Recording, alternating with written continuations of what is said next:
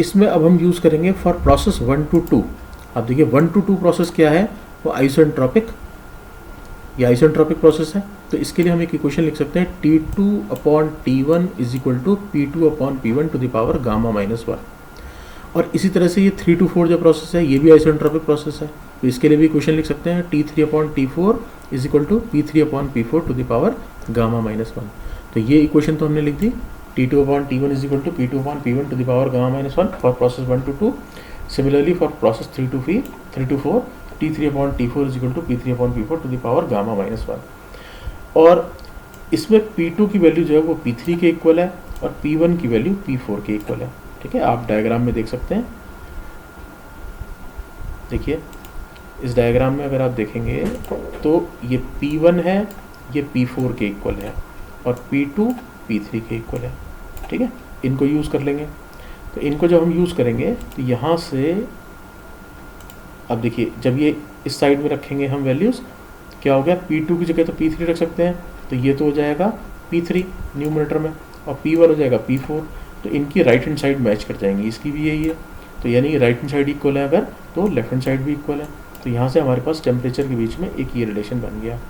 इसको हमने थोड़ा रीअरेंज कर दिया, T2 को T2 के डिनोमिनेटर में T3 लिख दिया और इस T1 को हम इस साइड ले आए। ठीक है, इसको इधर ले आए और इसको इधर ले आए। तो यहाँ से हमारे पास COP की ये वैल्यू हो गई T4/T3 माइनस T4। ठीक है, अब इसमें से हमने T4 से डिवाइड कर दिया न्यूमरेटर में भी और डिनोमिनेटर में भी, तो ये वैल्यू हमारे पास हो गई। अब आप देखिए ये अभी हम लिख चुके हैं, अभी हमने लिखा कि T3/T4 P3/P4 to the power gamma minus 1 के इक्वल है। ठीक है, तो ये वैल्यू हमने यहाँ रख दी T3/T4 की जगह। और ये भी हम पहले लिख चुके हैं कि P3 की वैल्यू P2 के इक्वल है और P4 की वैल्यू P1 के इक्वल है।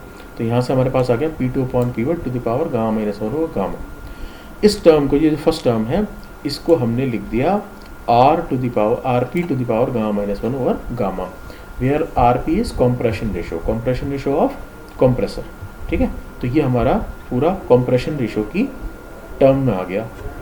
ठीक है, यानी कि COP इसकी जो कैलकुलेट हुई है वो कॉम्प्रेशन रेशो और गामा की टर्म में आ गई। ठीक है, तो ये हो गई हमारी COP of Bell Coleman cycle. ठीक है, अब इसमें हम एक और केस कंसिडर करते हैं कि if compression and expansion processes are polytropic process.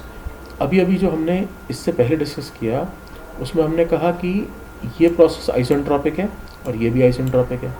तो आइसोएंट्रोपिक प्रोसेस की इक्वेशन होती है PV to the power gamma is equal to constant, right, where gamma is CP/CV।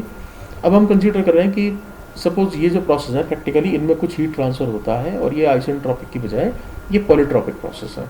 तो पॉलीट्रॉपिक प्रोसेस की इक्वेशन होती है PV to the power N is equal to constant. तो N इनके लिए अभी देखिए हमने क्या किया है, हमने कहा कि ये प्रोसेस है जो कंप्रेशन एक्सपेंशन के प्रोसेस है। तो अब हम क्या करेंगे, अब हम इससे वर्क की इक्वेशन लिख सकते हैं। तो कंप्रेशन वर्क जो कंप्रेसर वाला प्रोसेस है उसमें वर्क कितना हुआ, N/N-1 into P2V2 minus P1V1। इस P1V1 और P2V2 को हम कन्वर्ट कर सकते हैं PV is equal to MRT equation से। M तो 1 है, हम पर किलोग्राम कैलकुलेशन कर रहे हैं। तो this P2V2 will be equal to RT2 and P1V1 will be equal to RT1। तो यहाँ से हमारे पास वर्क, कंप्रेशन में जो वर्क इनपुट है वो इतना होगा। सेम इक्वेशन हम यूज़ कर सकते हैं एक्सपेंशन के लिए। This will be N/N-1 P3V3 minus P4V4।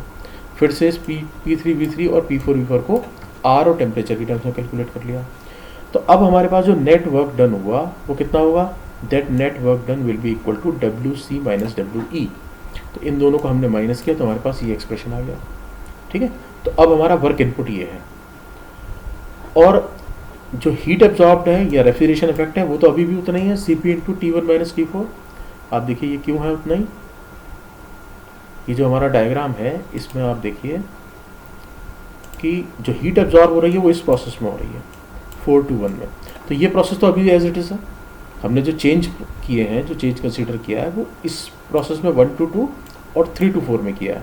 4 to 1 process तो सेम है, तो हीट एब्जॉर्ब्ड अभी भी सेम ही होगा।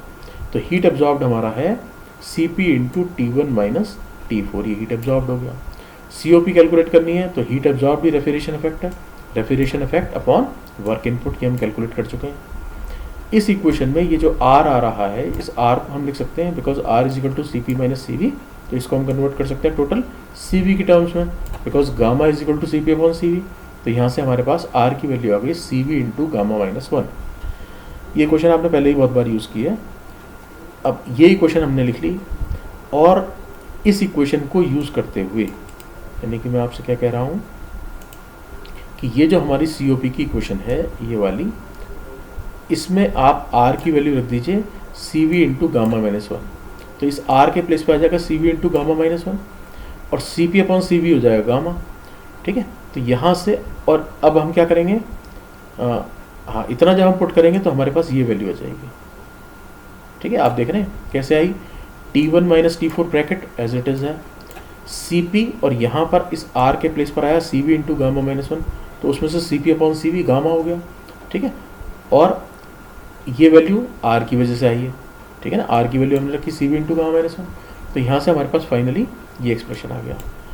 अब अगर इस इक्वेशन में हम इनको यूज़ कर लें, ये जो हमने पहले टेम्परेचर वाली टर्म्स लिखी थी, टेम्परेचर और प्रेशर के एक्सप्रेशन लिखे थे पहले, इसमें क्या था कि इसमें यहाँ पर n की बजाय गामा था, क्योंकि प्रोसेस जो था वो आइसेंट्रोपिक प्रोसेस था। अब पॉलीट्रोपिक प्रोसेस है तो ये वैल्यू n है। ठीक है, तो इन दोनों को इक्वेशन को अगर आप यूज़ कर लेंगे तो फाइनली आपके पास ये COP की वैल्यू आ जाएगी। ठीक, तो ये वाला एक्सप्रेशन कब हुआ, ये COP वाला एक्सप्रेशन कब यूज़ करेंगे, जब प्रोसेस जो एक्सपेंशन और कंप्रेशन के प्रोसेस हैं वो पॉलीट्रोपिक प्रोसेस हैं। ठीक है, और अगर वो आइसेंट्रोपिक है तो पहले जो हमने इक्वेशन डेराइव की है उसी को यूज़ करेंगे। ठीक, अगर जो हमने ये नई इक्वेशन नया एक्सप्रेशन लिखा है COP का, इसमें आप n की वैल्यू गामा पुट कर दें तो क्या होगा, अब ये जो हमने पहले COP कैलकुलेट की थी वही आ जानी चाहिए, क्योंकि पहले वाले केस में PV to the power gamma is equal to constant था प्रोसेस, अब PV to the power n is equal to constant है। तो अगर n की वैल्यू गामा के इक्वल हो जाएगी तो COP का वही एक्सप्रेशन पहला वाला आना चाहिए।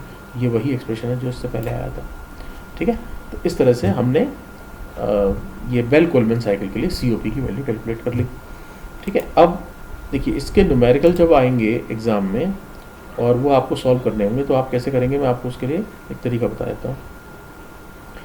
देखिए, एक तो आपको ये पता होना चाहिए कि ये प्रोसेस कौन से हैं, ये आइसेंट्रोपिक है ये दोनों प्रोसेस, या ये पॉलीट्रोपिक है। ठीक है, आइसेंट्रोपिक हैं तो फिर इक्वेशन हो जाएगी PV to the power gamma is equal to constant, और अगर ये पॉलीट्रोपिक हैं तो PV to the power n is equal to constant. Question में ये भी हो सकता है कि जो हमारा ये आइसेंट्रोपिक प्रोसेस, सॉरी ये 1 to 2 जो कंप्रेशन का प्रोसेस है, इसके लिए n की वैल्यू कुछ और हो, और जो एक्सपेंशन का प्रोसेस है उसके लिए n की वैल्यू कुछ और हो, यानी डिफरेंट वैल्यूज हो सकती हैं। तो कोई प्रॉब्लम नहीं है अगर ऐसा होता है, आप चाहे वो पॉलीट्रोपिक प्रोसेस हो या वो आइसेंट्रोपिक प्रोसेस हो, आप हमेशा इसी एक्सप्रेशन से कैलकुलेशन कर लीजिए। अगर ये पॉलीट्रोपिक होगा तो यहाँ n होगा, और अगर ये एडियाबैटिक होगा तो यहाँ गामा होगा। ठीक है, इसी तरह से WE कैलकुलेट कर लीजिए।